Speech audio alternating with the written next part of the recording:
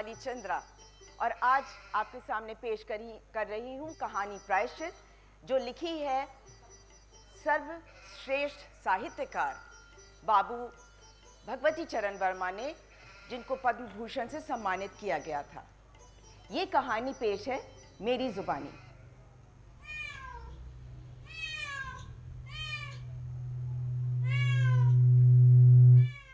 बिल्ली,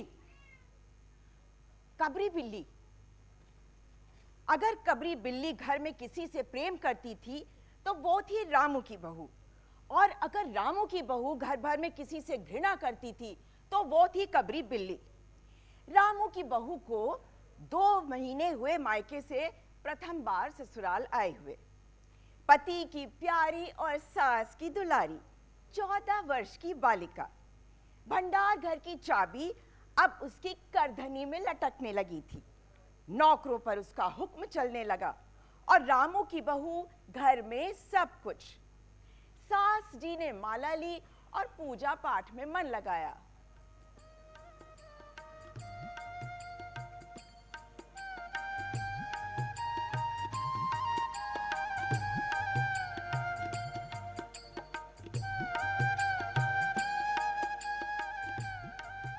रामू की बहू ठहरी 14 वर्ष की बालिका। कभी भंडार घर खुला है तो कभी भंडार घर में बैठे बैठे सो गई। कबरी बिल्ली को मौका मिला, घी दूध पर अब वो जुट गई। रामू की बहू की जान आफत में और कबरी बिल्ली के छक्के पंजे। रामू की बहू हांडी में घी रखते रखते ऊंघ गई और बचा हुआ घी कबरी के पेट में। रामू की बहू दूध ढककर मिसरानी को जिन्स देने गई और जब तक वो लौट के आई सारा दूध नदारद। अगर बात यहीं तक नहीं रह जाती तो भी बुरा नहीं था। कबरी रामू की बहू से कुछ ऐसा परच गई थी कि रामू की बहू के लिए खाना पीना दुश्वार हो गया। उसको मिलती थी सास की मीठी झिड़कियां और पति को रूखा सूखा भोजन। रामू की बहू ने तय कर लिया कि अब या तो वो घर में रहेगी या फिर कबरी बिल्ली। मोर्चा बंदी हो गई और दोनों सतर्क। बिल्ली फंसाने का एक कटघरा आया। उसमें दूध, मलाई, मक्खन, चूहे और बिल्ली को स्वादिष्ट लगने वाली चीजें, बहुत अच्छी अच्छी स्वादिष्ट चीजें रखी गईं। लेकिन बिल्ली ने उधर निगाह तक ना डाली। इधर कबरी ने सरगर्मी दिखलाई। अभी तक तो वो रामू की बहू से डरती थी, पर अब वो उसके साथ लग गई, पर हाँ, इतने फासले पर कि उसको वो हाथ ना लगा सके। कबरी के हौसले बढ़ जाने से रामू की बहू का घर में रहना मुश्किल हो गया। एक दिन रामू की बहू ने रामू के लिए खीर बनाई। आहा, पिस्ता, बादाम, किशमिश, काजू, मेवे खूब दूध में औटाए गए। बाद में सोने का वर्क चिपकाया गया और खीर से भरा कटोरा कमरे के एक ऐसे ऊंचे ताक पर रखा गया जहां बिल्ली ना पहुंच सके।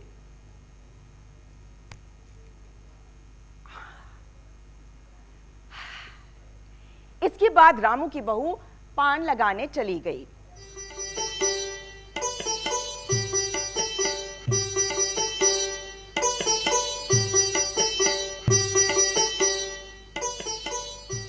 उधर बिल्ली कमरे में आई।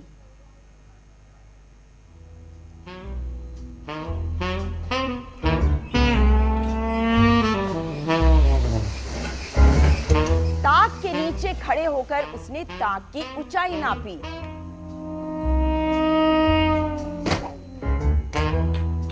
सूंघा, माल अच्छा है।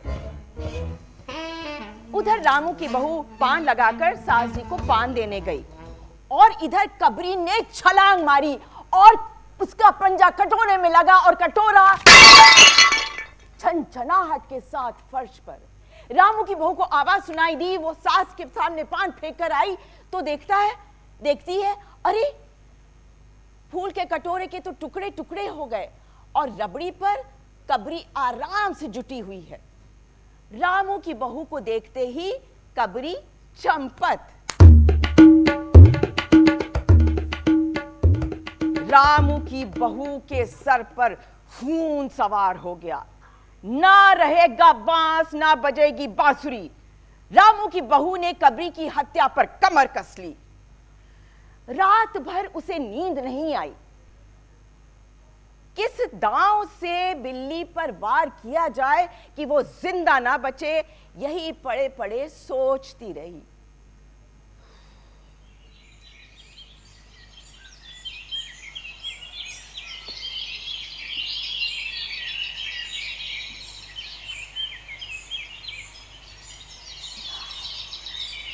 सुबह हुई।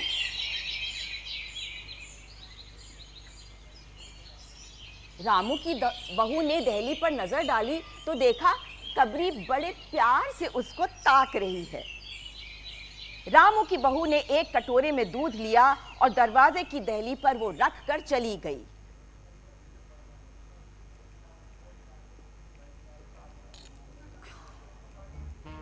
कमरे में वो वापस आई तो उसने देखा वहां एक पाटा रखा है।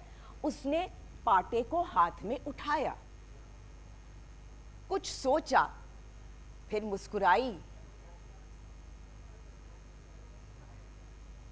देखा तो कबरी दूध पर जुटी पड़ी है। मौका हाथ में आया और वो दबे पांव बिल्ली की तरफ बढ़ी।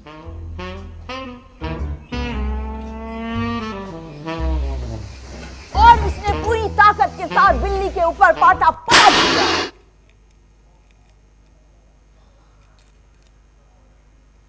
कबरी ना हिली, ना डुली, ना चीखी, ना चिल्लाई, बस उलट गई। आवाज हुई तो मेहरी झाड़ू छोड़कर, मिसरानी रसोई छोड़कर और सास पूजा घटनास्थल छोड़कर वहां उपस्थित हो गई। रामू की बहू सिर झुकाए अपराधिनी की भांति वहां खड़ी हुई थी। मेहरी बोली, हाय हाय अम्मा जी, आई बिल्ली तो मरी गई। बिल्ली की हत्या बहू से हुई गई। हाय माँ जी, ये तो बहुत बुरा हुआ। मिसरानी बोली, माँ जी, बिल्ली की हत्या की तो आदमी की हत्या के बराबर है। हम तो रसोई ना बनाएंगे जब तक बहू के सर पर पाप है।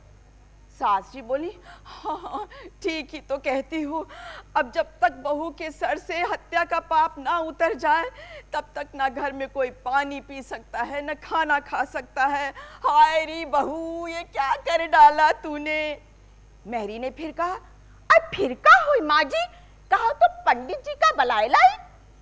सास की जान में जान आई। अरे हाँ, जल्दी से दौड़ के पंडित जी को बुला ला, ये तूने बड़ा अच्छा कहा। बिल्ली की हत्या खबर बिजली की तरह पड़ोस में फैल गई और पड़ोस की औरतों का रामू के घर तांता बंध गया। चारों तरफ से प्रश्नों की बौछार और रामू की बहू सिर झुकाए बैठी। पंडित परम सुख को जब ये खबर मिली तो वो पूजा कर रहे थे।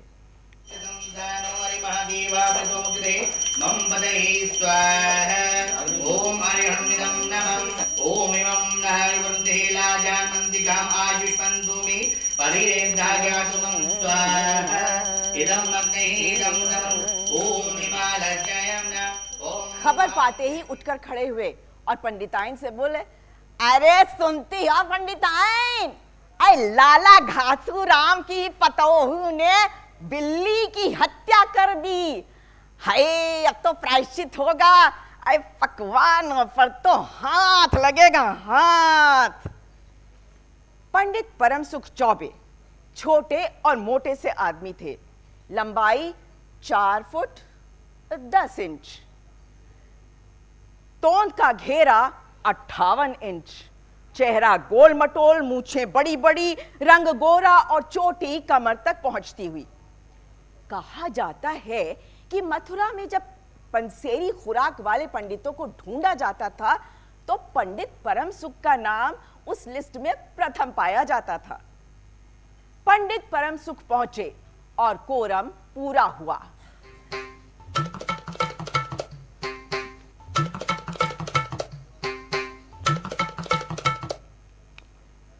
पंचायत बैठी। सास जी, मिस रानी, किस्नू की माँ, छन्नू की दादी और पंडित परमसुख। बाकी स्त्रियां बहू से सहानुभूति प्रकट कर रही थी। किस्नू की माँ ने कहा, पंडित जी, बिल्ली की हत्या करने से कौन सा नरक मिलता है? पंडित परमसुख ने पत्रा देखते हुए कहा, हाँ, बिल्ली की हत्या अकेले से तो नरक का नाम नहीं बतलाया जा सकता। वो मुहूर्त भी मालूम हो, जब बिल्ली की हत्या हुई तब नरक का पता चल सकता है। यही कोई सुबह 7 बजे का समय होगा, मिस रानी ने कहा। पंडित परमसुख ने फिर से पन्ने उल्टे पलटे, अक्षरों पर उंगलियां चलाई, माथे पर हाथ लगाया और कुछ सोचा।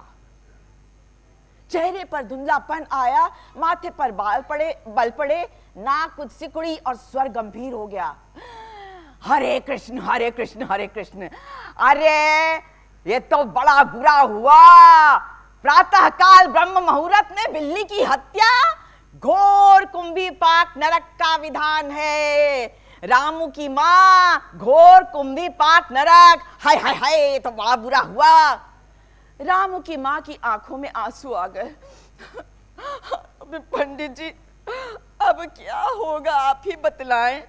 पंडित परमसुख मुस्कुराए, हाय रामू की माँ, चिंता की क्या बात है, हम पुरोहित फिर कौन दिन के लिए हैं। शास्त्रों में प्रायश्चित का विधान है, सो प्रायश्चित से सब ठीक हो जाएगा। रामू की माँ ने फिर कहा, हाँ पंडित जी, इसीलिए तो आपको बुलवाया है। अब आगे बताओ, किया क्या जाए? हाँ, किया क्या जाए, यही एक सोने की बिल्ली बनवाकर बहू से दान करवा दी जाए। जब तक बिल्ली नहीं दान दे दी जाएगी तब तक सारा घर अपवित्र रहेगा। बिल्ली अभी दान दे दो और फिर पाठ बाद में करवा दो। रामू की माँ ने कहा, तो पंडित जी, ये बिल्ली कितने तोले की बनवाई जाए? हाँ, बिल्ली कितने तोले की बनवाई जाए?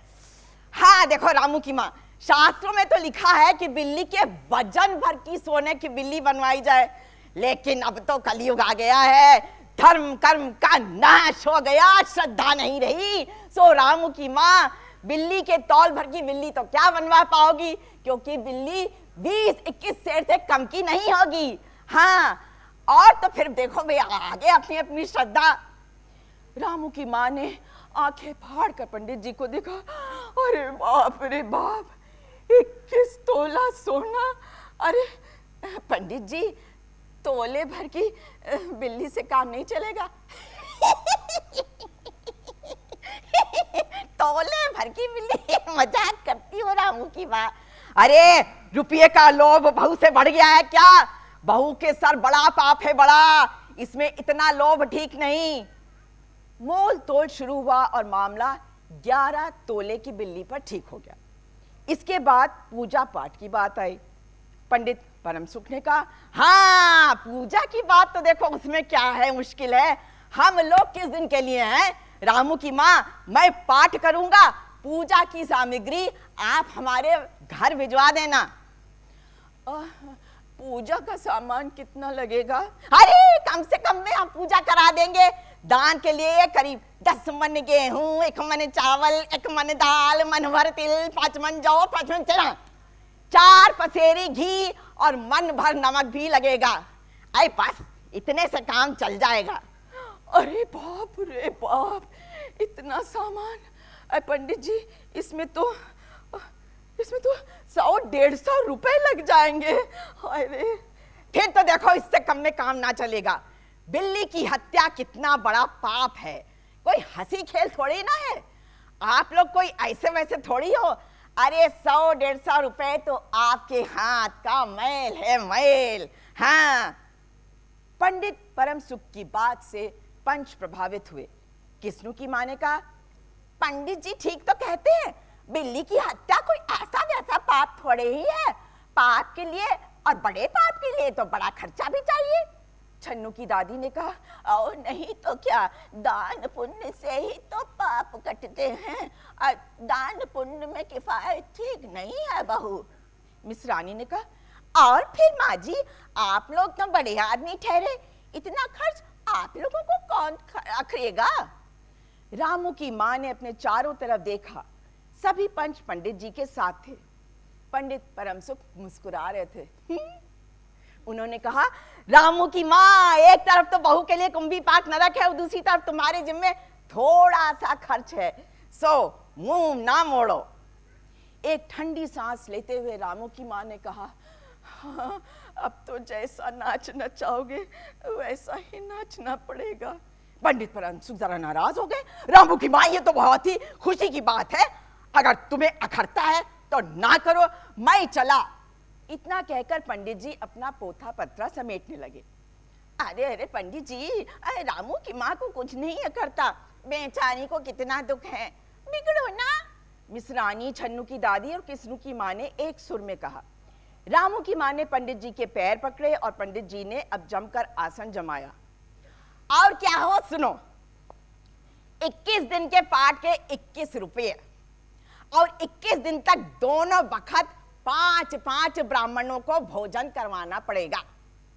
कुछ रुककर पंडित जी परमसुख ने कहा, सो इसकी चिंता ना करो, अरे मैं अकेले दोनों समय भोजन कर लूंगा और मेरे अकेले भोजन करने से 5 ब्राह्मणों के भोजन का फल मिल जाएगा। हाँ, ये तो पंडित जी ठीक कहते हैं, पंडित जी की जरा तौन तो देखो, रानी ने कहा। अच्छा तो फिर देखो, प्रायश्चित का प्रबंध करवाओ रामू की मां, 11 तोला सोना निकालो, मैं उसकी बिल्ली बनवाकर लौट आऊं।